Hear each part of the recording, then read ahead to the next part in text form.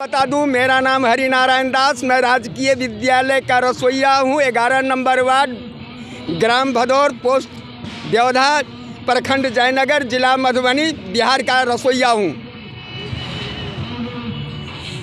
Sir, यह मध्याह्न भोजन योजना जब से कार्यक्रम शुरू हुआ, मैं तब से विद्यालय में कार्यरत हूं।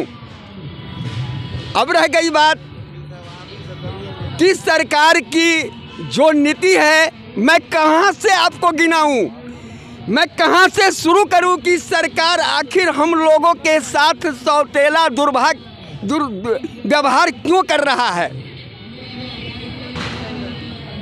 हम लगभग 10 वर्षों से यूनियन, ये यूनियन, वो यूनियन, हर यूनियन के पीछे दौड़ा।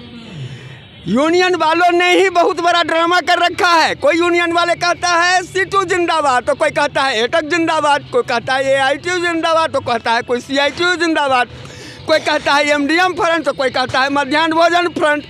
रसोइया जिंदाबाद कोई नहीं कहता है।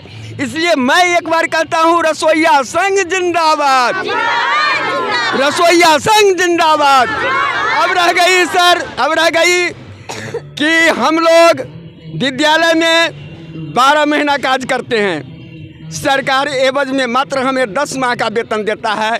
यह हम भारत सरकार से पूछना चाहते हैं कि संविधान के किस अनुच्छेद में लिखा हुआ है कि 12 महीना काम करो और 10 महीने का वेतन पाओ। मैं सरकार से, नरेंद्र मोदी जी से पूछना चाहता हूं कि आप बताएं मुझे किस अनुच्छेद में लिखा हुआ है। दूसरी बात, मैं उन्हीं प्रधानमंत्री से, नरेंद्र मोदी जी से पूछना चाहता हूं कि 1650 रुपया आज के इस बढ़ती हुई महंगाई के दौर में जो हम रसोइयाओं को दे रहे हैं, जबकि आपका एक गैस सिलेंडर 1150 के लगभग में हर प्रांत में मिल रहा है।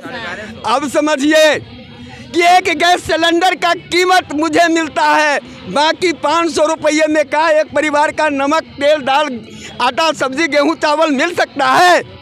क्या हो सकता है? सरकार कहती है कि हर व्यक्ति को चाहिए रोटी, कपड़ा और मकान। सरकार कहती है कि हर व्यक्ति को चाहिए रोटी, कपड़ा और मकान, तो क्या रसोइया 1650 में रोटी, कपड़ा और मकान संभव है? क्या 1650 में रोटी, कपड़ा संभव है? हम पूछते हैं सरकार से कि आप महोदय जो बोलते हैं कम से कम उसे पूरा करें। सरकार कहती है बेटी बचाओ, बेटी पढ़ाओ। का बेटी बचाने का यही दुर्भाग्यपूर्ण व्यवहार होना चाहिए? क्या यह भारत की बेटी नहीं है? क्या यह अमेरिका की बेटी है? क्या यह नेपाल की बेटी है? क्या यह फ्रांस की बेटी है? या हिंदुस्तान की बेटी है? लेकिन माननीय प्रधानमंत्री जी, माननीय नीतीश कुमार जी, माननीय अभी तेजस्वी यादव जी है, इन लोगों की बड़ी बड़ी बातें होती है। बेटी बचाओ, बेटी पढ़ाओ। का बेटी बचाने का यही दुर्भाग्यपूर्ण व्यवहार होना चाहिए? आत्मनिर्भर महिला बोर्ड देखिएगा, लिखा हुआ नीतीश कुमार का फोटो लगा रहता है और रहता है क्या? महिला आत्मनिर्भर, महिला सुरक्षा। अरे यार, काहे झूठी बकवास बोलते हो? हम रसोइयाओं की मान दे, अगर सरकार नहीं बढ़ाती है तो 24 में संसदीय चुनाव होने वाला है। याद कीजिएगा माननीय सांसद महोदयगण, हिंदुस्तान के हर गांव में विद्यालय है। यदि विद्यालय है तो वहां हम रसोइया है। हम आपकी स्वागत में वहां खड़े रहेंगे। यदि हमारी मांग को पूरा नहीं करते हैं, अरे एक बात तो कहना भूल गए, हमारे एक मत से, हमारे एक वोट से विधायक और सांसद का लाइफ टाइम बन जाता है। हमारे एक मत से, एक वोट से सांसद और विधायक का लाइफ टाइम बन जाता है। मगर हम जो अपना मत दिया तो हमारा वर्तमान समय भी बिगड़ जाता है। ऐसा क्यों होता है? यानी हमारे मत का वैल्यू सिर्फ सांसद विधायक के लिए है। तो याद कीजिएगा सांसद महोदय, आप हमारे गांव में, हमारे गलियों में होते हुए हमारे दरवाजा तक आप आइएगा। हम आपकी स्वागत में, हम अपने दरवाजे पे आपके लिए क्या लेके रहेंगे जानते हैं? अच्छा सा रंग जो आपको शोभा बढ़ा देगा, अच्छा सा माला बना के रखेंगे जो आपकी शोभा को बढ़ा देगा।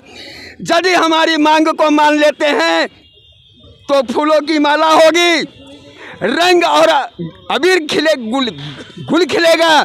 यदि हमारी मांग को नहीं मांगते हैं तो फूलों की माला की जगह पे दीदी क्या कौन सा माला रखेंगे? अगर फूलों की माला की जगह पे सरकार बात नहीं मानती है तो क्या रखेंगे? याद कीजिएगा, यह बिहार के 38 जिला से सिर्फ कार्य करता है, यह रसोईया ही नहीं। क्या होगा सर आपका? इसलिए माननीय माननीय सांसद महोदय, माननीय विधायक महोदय, आप संसद सदन में आवाज़ उठाएं। मुझे कोई पार्टी से कोई लेना देना नहीं है, सरकार किसी की भी बनेगी तो हम अपनी मांग को रखेंगे। इसलिए पक्ष हो विपक्ष हो, मैं दोनों तरफ के सांसदों से अपील करता हूं कि संसद भवन में रसोईया का आवाज़ उठावे, नहीं तो हम रसोईया फूलों की माला की जगह पे जूतों की माला और रंग अबीर के जगह पे काले झंडा से उसको सम्मानित करेंगे।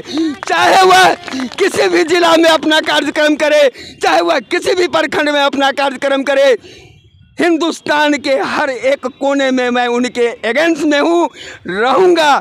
कारण रसोईया दीदी अपने जीवन को दांव पे लगा दिया है। 1650 में काम करते करते अपने बच्चों को मंत्री महोदय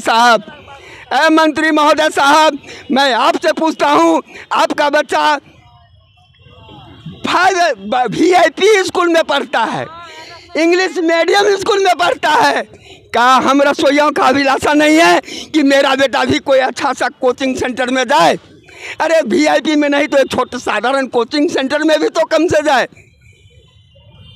इसीलिए मंत्री महोदय, मेरा बेटा नहीं पढ़ा तो कोई बात नहीं है, आपका बेटा पढ़ लिया बहुत बड़ी बात है, लेकिन याद रखिए, अगर रसोईया का जो मांग है, हम रसोइयाओं की जो मांग है 1650 में दम नहीं है। न्यूनतम मजदूरी से हमको कम नहीं चाहिए। न्यूनतम मजदूरी जो सुप्रीम कोर्ट के द्वारा निर्धारित की गई है, कम से कम हमें वो दीजिए। हम आपको ये नहीं कहते हैं कि मुझे 50,000 दीजिए, मुझे इतना दीजिए, मुझे उतना दीजिए। आखिर हमें कहाँ कमी है मंत्री महोदय? भारत के माननीय प्रधानमंत्री जी, जौन विद्यालय में हम रसोईया है, उसी विद्यालय में शिक्षक महोदय हैं, वह भी 9 बजे विद्यालय जाते हैं, 4 बजे आते हैं। हम भी विद्यालय 9 बजे जाते हैं, 4 बजे आते हैं। वह भी साल के 12 महीने करते हैं, हम भी साल के 12 महीने काम करते हैं। उन्हें क्यों 12 माह का वेतन दिया जाता है, हमें क्यों ही 10 ही माह का वेतन दिया जाता है? आखिर कमी कहाँ हमें है? आप कहते हैं कि नो वर्क नो पेमेंट। हम दीदी, रसोईया दीदी से कहते हैं यह जागरूकता अभियान है। मैं सभी दीदी कार्यकर्ता को जागरूक कर रहा हूं कि सरकार कहती है नो काम नो दाम, तो हम कहते हैं कि नो दाम नो काम, यानी दाम नहीं देगा तो काम नहीं करेंगे। अगर वह 10 माह का वेतन देता है, हम भी 10 माह ही काम करेंगे। हम भी तीसरा महीना और छठे महीना में काम नहीं करेंगे। इसके लिए हम लोग को जागरूक होना जरूरी है। अगला जो है क्या कानूनी कार्य करने जा रहे हैं जो पूरे बिहार के रसोईया को? हम अगला कार्यक्रम बहुत जल्द तय करेंगे, बहुत जल्द हम तय करेंगे। जिस तरह से नीतीश कुमार माननीय मुख्यमंत्री जी ने सिखाया हम लोगों को रोड पे मानव श्रृंखला बना के खड़ा कर रहने का, हम उन्हीं के हथियार से उन्हीं को घेरेंगे। हम बिहार के तमाम रसोइयाओं को विधानसभा के आगे बुलाएंगे और रसोईया श्रृंखला खड़ा कर विधानसभा को घेरेंगे और नीतीश कुमार को बताएंगे कि यह रसोईया अब रसोईया नहीं रह गई है, यह अंतिम चरण सीमा पे पहुंच गई है। उतना ही नहीं, हमें जो भी बलि देना पड़ेगा, जो भी कार्यक्रम करना पड़ेगा, सरकार को झुका। सरकार नीतीश कुमार मोदी को कहते हैं कि 14 में जो आए थे 24 में रहेगा कि नहीं रहेगा। अब तुम कहाँ हो ये पहले बताओ कि तुम कहाँ हो नीतीश कुमार। अगर इस बार अगर नहीं बढ़ा मान दे तो पूरे तुम्हारा पत्ता साफ हो जाएगा। और माननीय प्रधानमंत्री जी, आप जो बड़ी बड़ी बात करते हो, बड़ी बड़ी बात मत करो। सबके साथ सबका विकास जो आपका मुद्दा था, हमने उसी मुद्दा पे आकर के आपको मत दिया, लेकिन उसका आपने दुर्व्यवहार कर दिया। यही है सबके साथ सबका विकास, यही महिला है सबके साथ सबका विकास।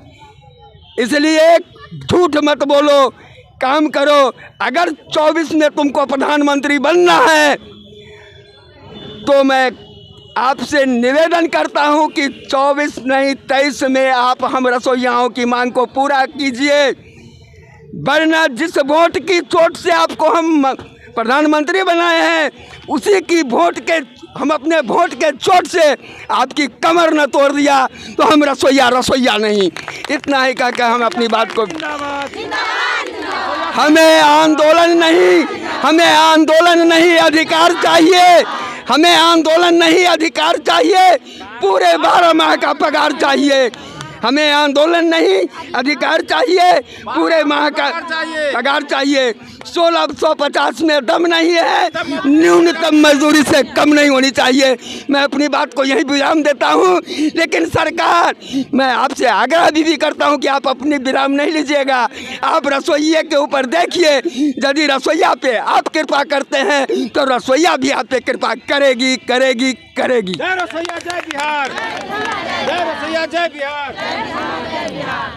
चलिए, मैं सरकार से इस बात को जानना चाहता हूं कि हम लोग सरकार से लड़ाई लड़ रहे हैं और बिहार के सभी रसोइया से आग्रह करते हैं कि जो ये देख रहे हैं पैड, यह हम रसोइयाओं का है। यह पैड जो आप देख रहे हैं, इसी नंबर पर आप संपर्क करके रसोइया लोग अपना लेकिन यूनियन को ताकतवर बनावे और किसी नेता के बहकावे में नहीं आवे, ताकि हम लोग लेकिन आज तक ठगाए हैं और ठगाने का काम करेंगे। नहीं दीजिए, आपको पता नहीं क्या बोलते हैं क्या नहीं बोलते हैं। चलिए काम खत्म।